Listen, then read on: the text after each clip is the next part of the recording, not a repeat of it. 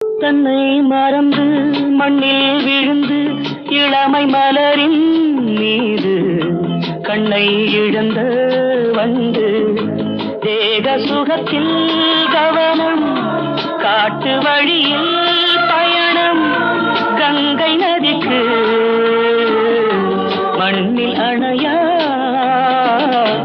இளமையெனும் பூங்காற்று.